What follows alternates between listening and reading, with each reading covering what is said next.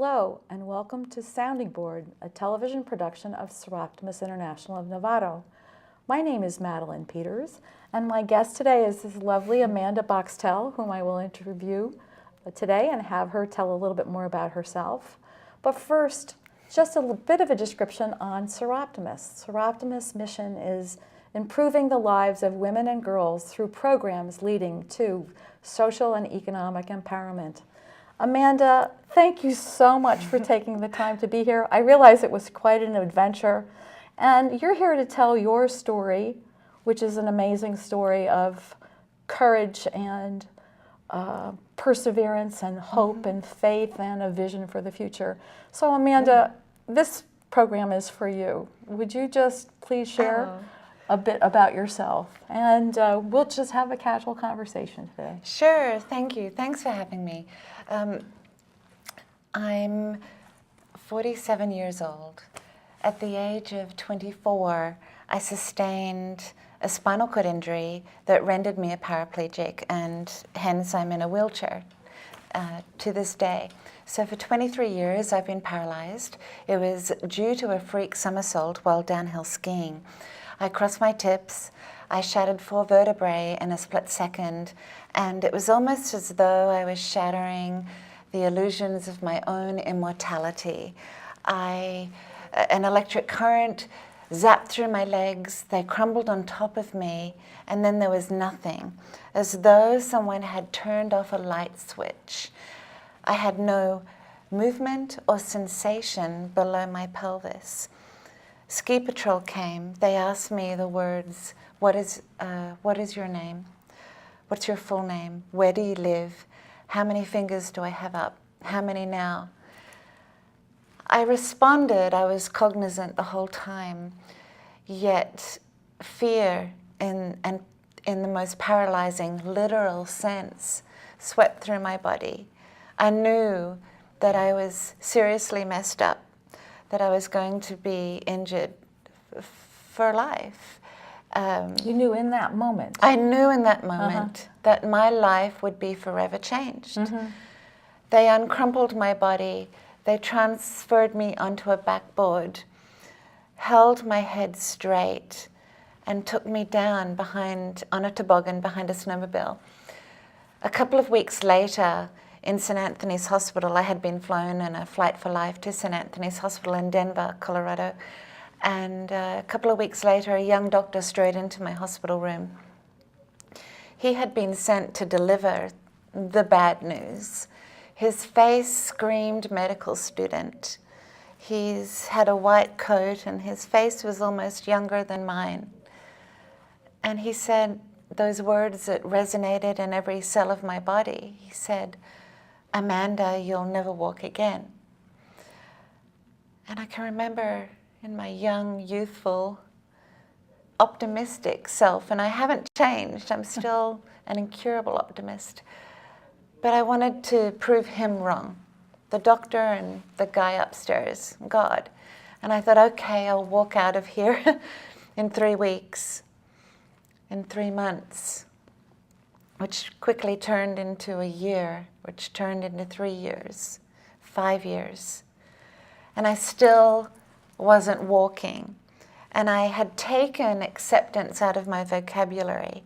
And so it's been, in the 23 years of paralysis, Madeline, it's been a real dance and a journey of acceptance and hope, and understanding that acceptance and hope can and must coexist. Well, in this way, you're changing. You continue to change just by virtue of who you are and your experiences, the transformational event when you were in your 20s, and then that difficult time, as you said, weeks, months, years, and then moving through that to the person that you are now with the hope and vision that you have had for a long time and now are projecting and carrying on. It's certainly an amazing journey. Thank you, and you articulated that beautifully. And it's through accepting who I am and the woman that I am this moment right here, right now, frees me to be hopeful for what the next moment might bring. And I've remained on the forefront of cutting-edge technology, always in pursuit of the best quality of life possible. And whether that means regenerative medicine and pursuing a stem cell journey that was very controversial in India, and regaining life and sensation in my lower extremities that had been dead for 16 and a half years, and feeling my body awakening, to now cutting edge technology in the realm of bionic technology, and how that can improve quality of life. And that's what it's about. It's how we can always look toward the best quality of life imaginable. And I say now to any person, if you hear those words, "you'll never walk again," from a doctor, let's rephrase those. I encourage doctors to say, well, yes, you can walk again, but it'll just be a little different. And that with the power of technology, now we can encourage people to stand up, fully weight bear on their legs, be in perfect biomechanical alignment, and have improved circulation. Be at eye level, have a delicious heart-to-heart hug, and have a better quality of life. Why not? And so that's what I'm here to do, is to bring that forth to the world. And yes, it's through faith, love, and hope. They're the three things the three qualities that have kept me going, that have compelled me to live, and to live a rich and full life. But part of that also was your commitment to staying in peak performance to the extent that you could. You did not buy, "I'm confined to sitting." No. That's, to me, is a very, very strong part of your message that is part and parcel of this vision that you have, and the merging of technology and the hopefulness and the faith as well. But you've paid a lot of attention to your physical health and well-being and your strength, and I want you to speak to that. Through my darkest hours, I would will myself and to say, "Amanda, it's up to you and you only. Destiny waits for no woman. You have to move your body." When we sit and we live in a sedentary lifestyle, our bodies begin to die. Our bodies are made for mobility. And so if you don't use it, you lose it, right? I've heard that said in many contexts. And I've witnessed that. And I just went through an intense spinal surgery last September. And the amount of time it took to rehabilitate, to regain my strength. We must move our bodies. Our organs are meant to hang. When I say we're made for mobility, our organs are meant to move. And that's what happens when we walk and when we're upright. And so it took time for me to turn my wounds into wisdom, for me to remove any self-imposed limitations and to live that rich and full life. And yes, I did many things. Adaptive technology enabled me to learn how to ski again after this horrific ski accident. I'm a better skier now than I ever was before. And I cross-country ski. I water ski. I'm going home to Australia on Thursday to kite surf. And so I do all of these things, yet while adaptive technology has enabled me to live this rich and full life, nothing had been invented that enabled me to learn how to walk again. And as the caterpillar never loses sight of its absolute, the butterfly, I held true to my vision of walking independently. And so why not? I knew, I had this uncanny insight that I too could get up and feel the tallness of my 5'7" frame.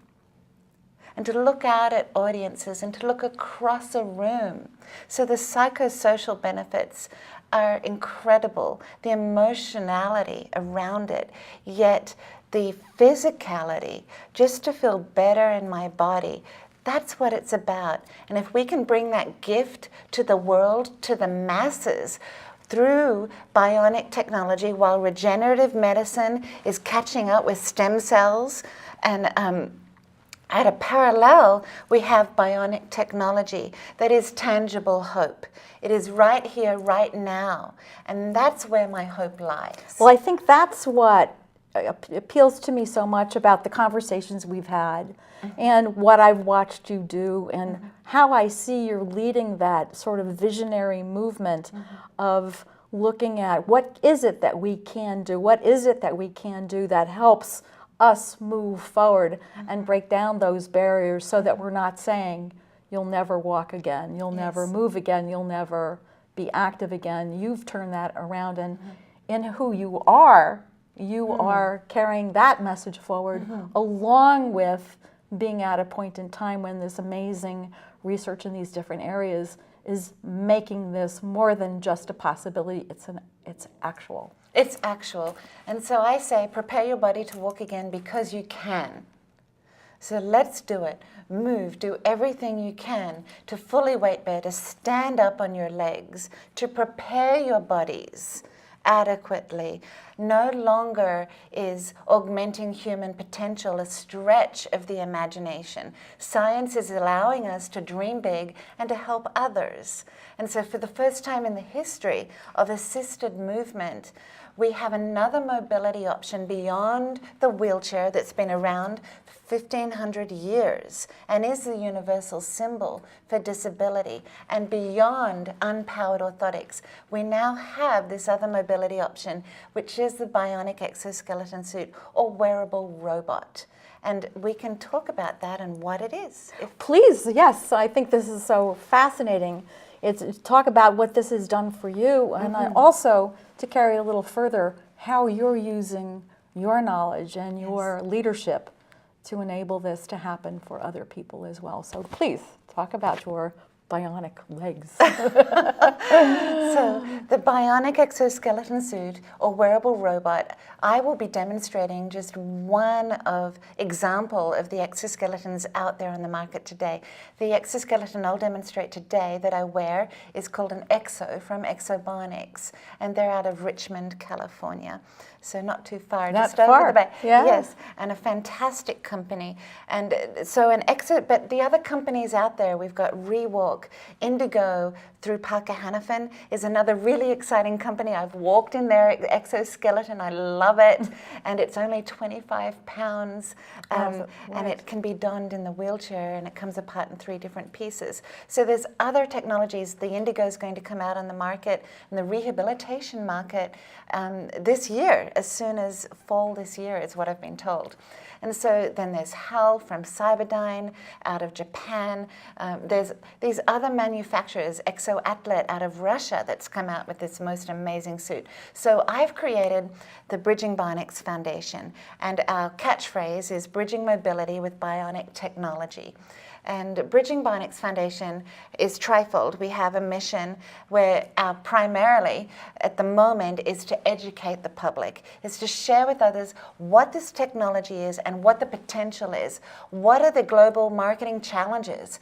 And through helping advance research and development, we can look toward a future where we can bring something that's more affordable, accessible, that minimizes the risk of falling, and has an exoskeleton perhaps in the future that is more functional for daily living. So what I will walk in today is a rehabilitation device, and that's what's out there at the moment. But let's look toward a future where it is functional for daily living. It's ultra lightweight, perhaps where it fits the body seamlessly like a glove, almost as though my own DNA becomes a part of the technology itself. And often we get caught up in the gee whiz potential of technology and its functionality. And what gets lost in the equation is beauty and design and individuality. And what separates us and what makes us individuals is our freedom of self-expression.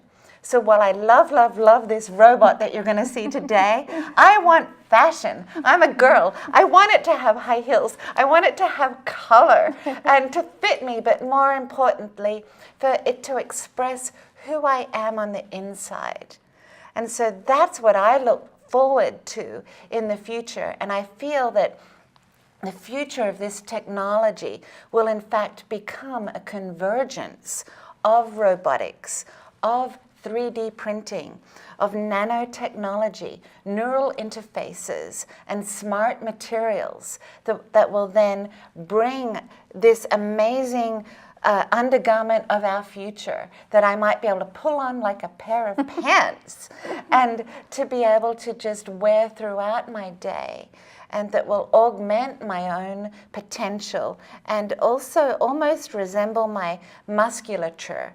So as opposed to an exoskeleton, why not call it an exomusculature so that it can really fit me and bring life to my limbs and help me move forward? Well, I think that's what fascinated me in my earlier conversations with you is the whole concept of 3D printing and robotics and design and humanizing technology. Because for many years, too, it just seemed as though assistive technology was always a thing, a device, whereas your description and your experience is really kind of flipping that thinking around. And I find that extremely fascinating. And you're in that leadership role right now in challenging people to think to something that's more personalized and individualized, and that possibility exists now. Exactly. Our foundation is teaming up with some incredible groups for research and development so that we can look toward humanizing the technology. So it becomes more about how do we not just mechanize humans and throw a disabled person in what is a functional device, but how do we make it more organic and humanize the machines so it becomes made for us, and the individual becomes a co-creator of the design process. I just want to mention your foundation because I think that's the real link that's helping to reframe Yes.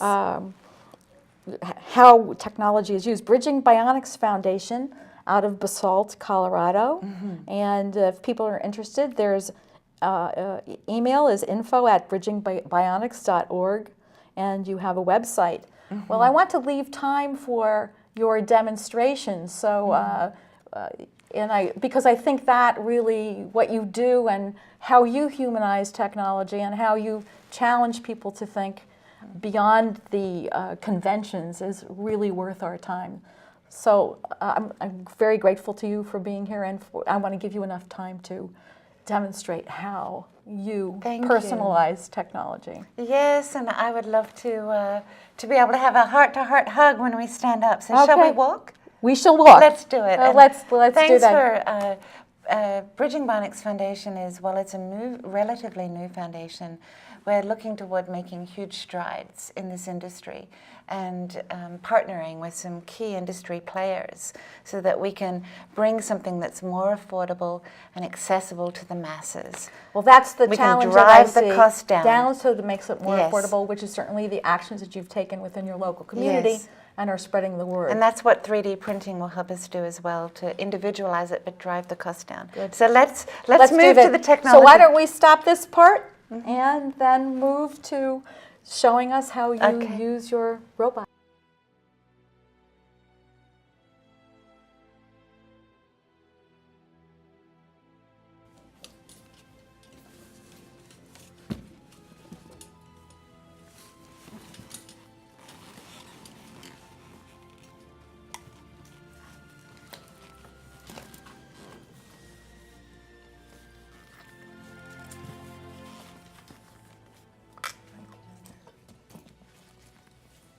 The microphone is not a part of the technology.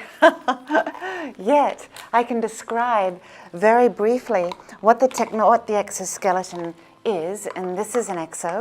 The outer shell is very similar to my internal bone structure. The motors that are about to power me up and help me stand are like my muscles, and the sensors are like my nerves that send signals to the computer, just like my nerves send signals to my brain. And that's the power of bionic technology right there. And let me come over and give you that heart-to-heart hug So, is this the first time you've seen me walk, Madeline? Come here. Just wait, hold on. Hi. Come here. Oh. See?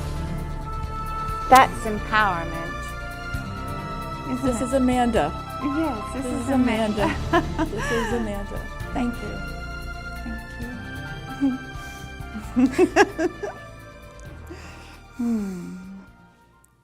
This program is brought to you by Sounding Board, a public access service of Seroptimus International of Novato. My name is Madeline Peters, and my guest today is Amanda Boxtel. This production is not possible without the generous support of Seroptimus members, Freda Kaplan, Barbara Herwick, and our wonderful sound engineer, studio engineer Leon Johnson. And also many thanks to the Buck Institute for Research on Aging for allowing us to make public our programs by permitting the use of their television studio. Thank you very much.